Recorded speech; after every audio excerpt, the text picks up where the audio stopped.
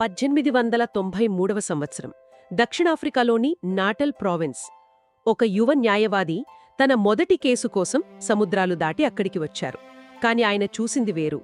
తన ప్రజలు, తన వాళ్లు అడుగడుగునా వివక్షకు గురవుతున్నారు.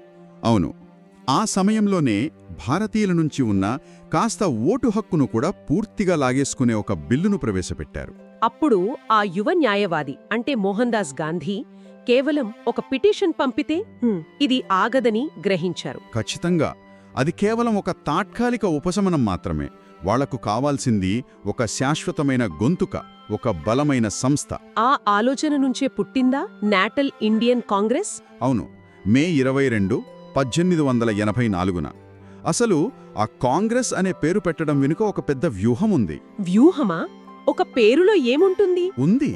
ఏంటంటే, ఆ రోజుల్లో ఇంగ్లాండ్లో అధికారంలో ఉన్న కన్జర్వేటివ్ పార్టీకి కాంగ్రెస్ అనే పేరు వింటేనే అస్సలు నచ్చేది కాదు. ఎందుకని?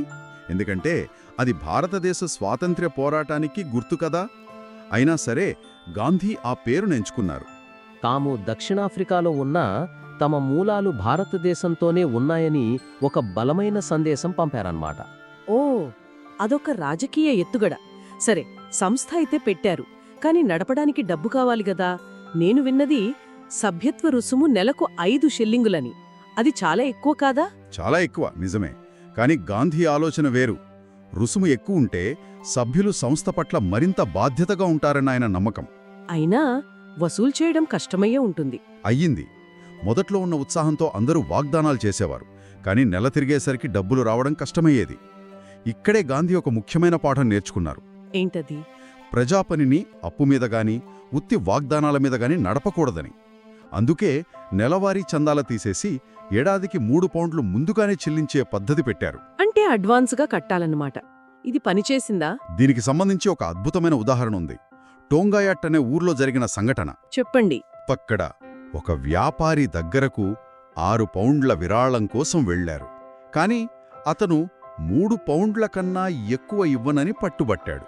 అప్పుడు గాంధీ, ఆయన సహచరులు ఆ రాత్రంతా ఆకలితో ఆ వ్యాపారి దుకాణం ముందే కూర్చున్నారు. ఒక్క అంగుళం కూడా కదలలేదు. రాత్రంతా అక్కడే ఉన్నారా? అవును. ఒకవైపు వ్యాపారి మొండి పట్టుదల, మరోవైపు గాంధీ సత్యాగ్రహ పట్టుదల. తెల్లవారుజాము వరకు ఆ నిశ్శబ్ద పోరాటం సాగింది. చివరికి ఆ వ్యాపారి మనసు కరిగింది. అంటే ఒప్పుకున్నాడా? ఒప్పుకుని అడిగిన 6 పౌండ్లు ఇచ్చి వాళ్లందరికీ భోజనం కూడా పెట్టించాడు. ఈ ఒక్క సంఘటనతో మిగతా చోట్ల కూడా వసూళ్లు వేగవంతమయ్యాయి. అద్భుతం. ఇది కేవలం డబ్బు గురించే కాదు, ఒకరి మనస్సును మార్చడం గురించి కూడా. సరే, నిధుల సేకరణతో పాటు ఈ కాంగ్రెస్కు వేరే లక్ష్యాలున్నాయా? ఉన్నాయి. మరో 3 ముఖ్యమైన లక్ష్యాలు. మొదటిది ఆర్థిక పారదర్శకత. ప్రతి పైసాకు లెక్క ఉండేది.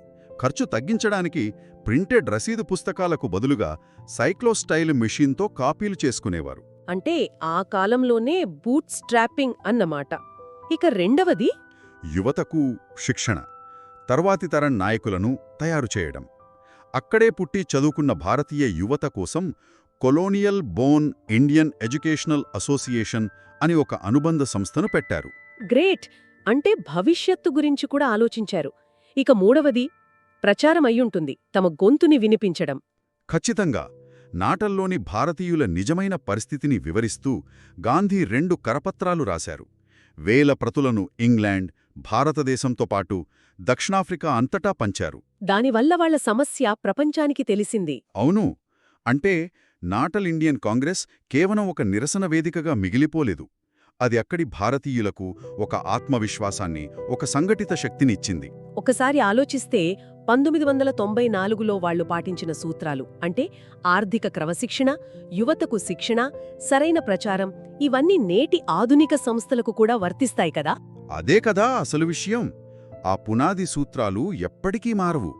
అందుకే నా ప్రశ్న ఏంటంటే, 1 శతాబ్దం క్రితం ఎలాంటి టెక్నాలజీ లేనప్పుడు వాళ్లు సాధించింది చూస్తే, నేటి మన సమాజ నిర్మాణ ప్రయత్నాలలో మనం ఆ సూత్రాల నుండి నిజంగా ఏం నేర్చుకుంటున్నాం? అవుట్రో. వీడియో నచ్చితే సబ్స్క్రైబ్, లైక్ మరియు షేర్ చేయడం మర్చిపోవద్దు. మరియు కింద కామెంట్స్లో చెప్పండి తరువాతి వీడియో ఏ టాపిక్పై కావాలి. మీ సూచనలు మా కోసం చాలా విలువైనవి. తరువాత వీడియోలో కలుద్దాం. ధన్యవాదాలు.